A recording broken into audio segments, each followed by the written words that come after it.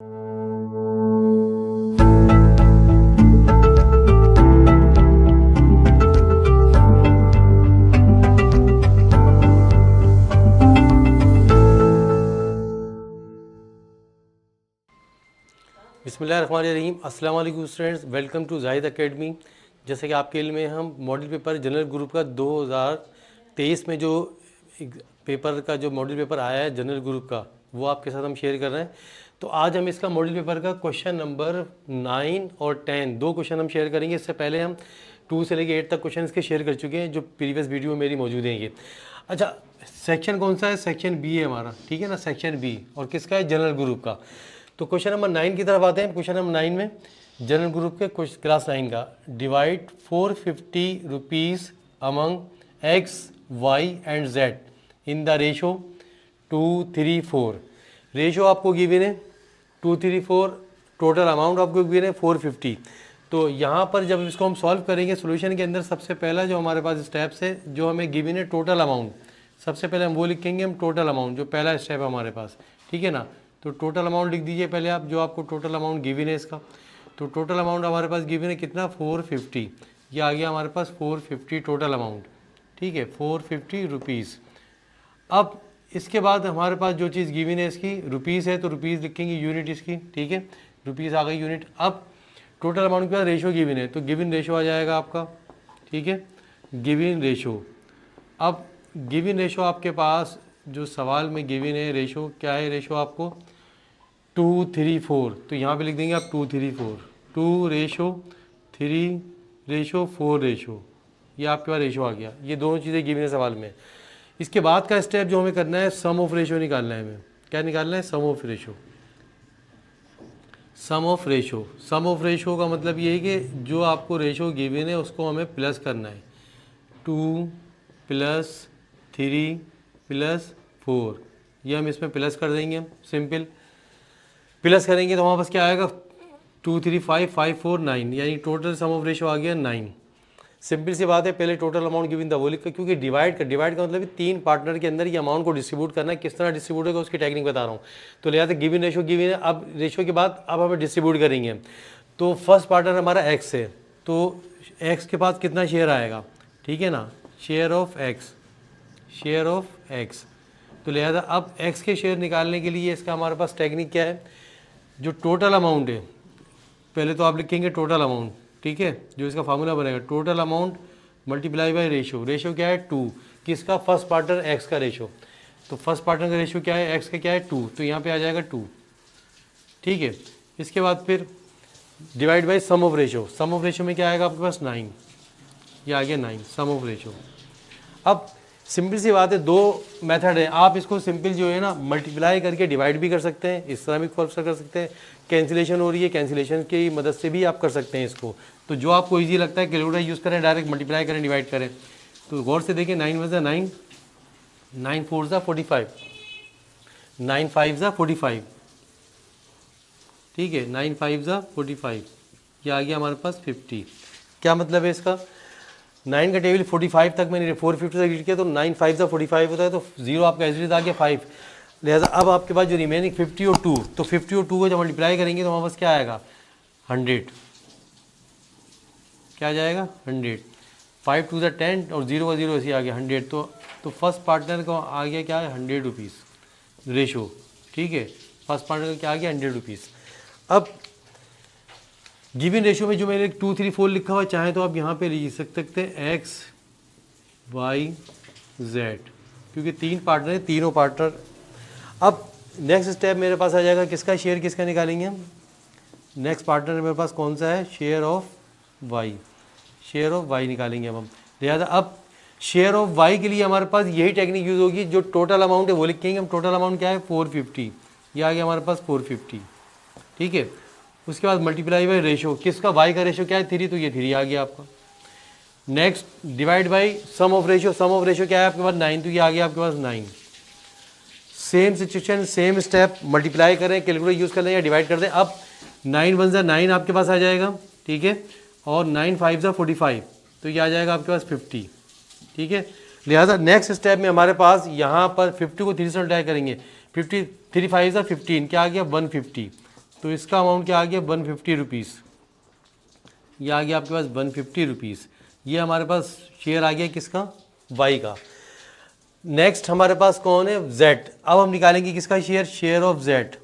ठीक है, अब निकलेगा हमारा शेयर ऑफ जेड। तो ये आ गया शेयर ऑफ जेड। जेड के अंदर भी यही टेक्निक यूज़ होगी जो हमने ऊपर यूज़ की है। क्या है, टोटल अमाउंट हमारा क्या है 450। ये आ गया 450। ठीक है, total amount multiply by given ratio क्या है इसका, जेड का 4 है तो यहाँ पे 4 आ जाएगा, divide by sum of ratio क्या है 9, ये आ गया 9। अब नेक्स्ट स्टेप में मुझे क्या करना है, कैंसिलेशन। कैंसिलेशन कैसे, 9 वन ज़ा 9, ठीक है, 9 5 ज़ा 45, 0 ऐसी आ गया 50। ठीक है, 50 को 4 से करेंगे, 5 4 ज़ा 20। ठीक है, 5 4 ज़ा क्या होगा 20, तो इसका अमाउंट क्या आ जाएगा 200। ठीक है, 50 को 4 से मिटाया गया, क्या आ गया 200 रुपीज़। डायरेक्ट कैलकुलेटर से भी कर सकते हैं। तो अब इसके बाद ये तो हमारा सोल्यूशन हो गया, पूरा कंप्लीट सोल्यूशन जो सवाल के मुताबिक रिक्वायर्ड था। अच्छा, इस सवाल को के आंसर आपका करेक्ट है या करेक्ट नहीं है, इसको चेक करने का एक मेथड, एक तरीक़ेकार है, वेरिफिकेशन। ओके, इसके बाद हम इसके अंदर इसकी वेरिफिकेशन करते हैं। वेरिफिकेशन हम क्या करेंगे, वेरिफिकेशन आपने कंटिन्यूस के नीचे ही लिखनी है वेरिफिकेशन इसकी। ये सवाल का पार्ट नहीं है ये, ठीक है, ये सवाल का पार्ट नहीं है। वेरिफिकेशन का मतलब ये है कि सिर्फ आपने वेरीफाई करना है कि आपका आंसर सही है या सही नहीं है, करेक्ट है या रॉन्ग है। इसको वेरीफाई करने के लिए वेरिफिकेशन कर रहे हैं। ये सवाल का रिक्वायर्ड पार्ट नहीं है, सवाल आपका यहाँ पे ऐड हो गया है, आंसर आपका। ठीक है, वेरिफिकेशन में करना है कि ये तीनों के जो आंसर हैं इनको ऐड करना है। फर्स्ट आंसर 100 है, दूसरा 150 है, तीसरा 200 है। तो मैंने इन आंसर को क्या करना है, प्लस करना है। तो पहला मेरे पास एक्स का क्या आया था 100, ये आ गया 100। ठीक है, सेकेंड मेरे पास क्या आया 150, ये आ गया 150।